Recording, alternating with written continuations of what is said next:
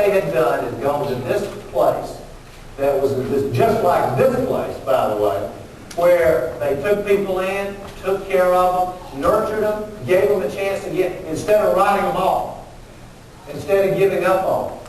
They treated them with the dignity and respect that every human being in this country is entitled to. As a result,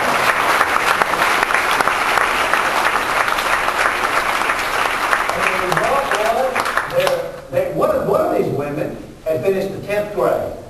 And she's now got her GED. She's now working her way through college. She's got a B grade point average in college. The other three are doing exactly the same kind of thing. It just goes to show you when you don't give up. When you don't give up on people, you give them a chance. You believe them. You save them. You give them an opportunity. You lift them up. That's what this is about. That's what this is about, brothers and sisters. It is. And I came from Youngstown to here. Got a little lost kids in here. But we got here. We found our way. And we're very proud. I'm very proud to be back here at this great institution. Proud to be with all of you. But there's so much work left to be done. One new thing I want to say a word about tonight is what we need to be doing about our schools. I'm sure some of you followed this U.S. Supreme Court ruling that turned Brown versus Board of Education on its head, taking away the power of schools to voluntarily desegregate. Huge mistake. Huge mistake. But we don't just have racial segregation in our schools in America. We have huge economic segregation. And everybody knows it.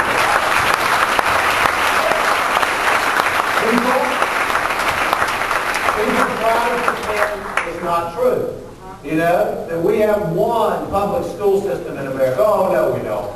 We got two public school systems in America. We got one for those who live in wealthy suburban areas, and then one for everybody else. One for kids who go to inner city schools and poor rural schools, and one for everybody else. We have got to build one public school system that gives every single child in this country.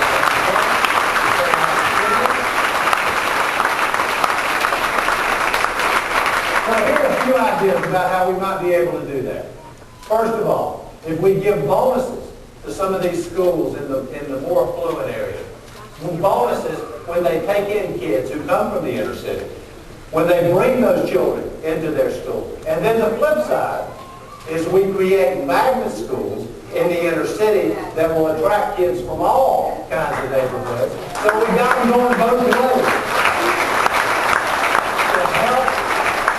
To help break down those barriers that exist today. Those pictures we saw coming out of New Orleans, I talked about New Orleans a few minutes ago, those pictures coming out of New Orleans, that economic and racial segregation that's there, it's not okay.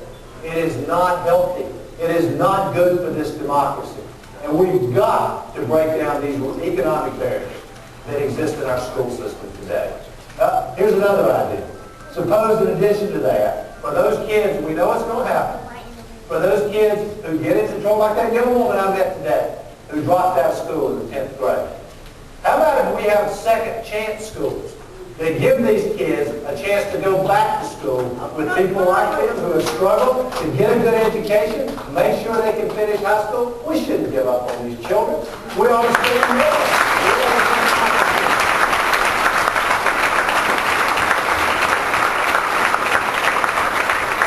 And to also break down some of these economic barriers that still exist today, how about, in addition to raising teacher pay generally, because we need to do that, Lord knows we need to do that,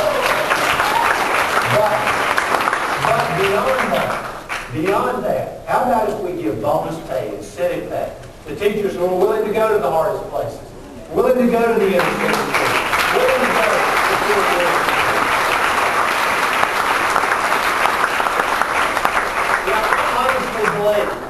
I honestly believe that in this country, the vast majority of Americans who actually want every single child to have a chance. They actually believe that in America, the family you're born into and the color of your skin should not control your destiny. That you ought to be able to do anything that every child can do. Here's the truth. You know, we got to ask ourselves some hard questions. We ought to ask America some hard questions. Do we really believe in equality? Do we really believe in opportunity? Do we really believe that child, whether they live in Pittsburgh, whether they live in rural Pennsylvania, whether they live where I live in North Carolina, or that little town I grew up in North Carolina, wherever they live, do we really believe that all of our children deserve the same chance? Because if we do, it's going to require us to have some courage, require us to have some backbone, require us to have some vision for what's necessary to break down the barriers that exist today and create the opportunities for all these children that they have the opportunities that they deserve. And I want to close by saying something about all of you.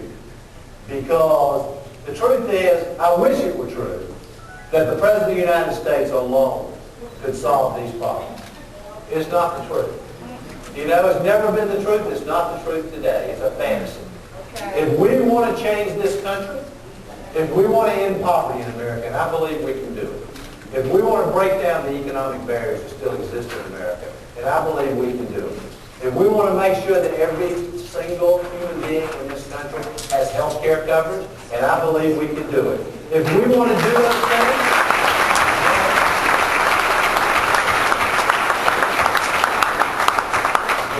do those things. The power in America is here. The power in America is with you. You think about the great movements that have happened in American history. That's the greatest lesson we could ever learn. The Civil Rights Movement, which I grew up with. The Civil Rights Movement didn't start in the Oval Office. It started in places just like this, where people of courage and strength and conviction and passion said, no more in America. We're going to stand up and we're going to speak out for fairness and equality. Discrimination is no longer okay in this country.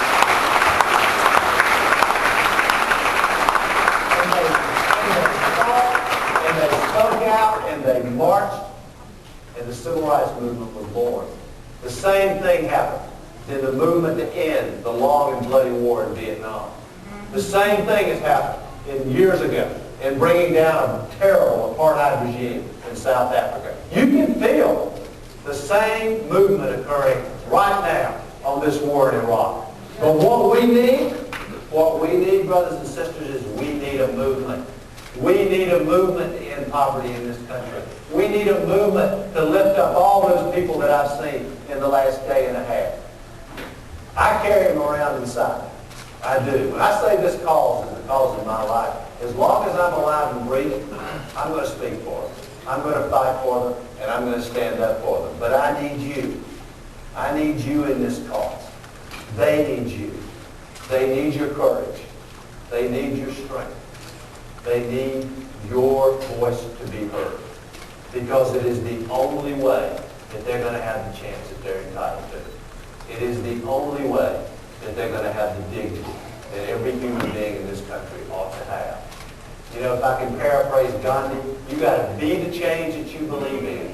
You can't stay home and hope somebody else is going to do this for you. You can't stay home and watch television and say, we probably can go away. There's nothing going away without you.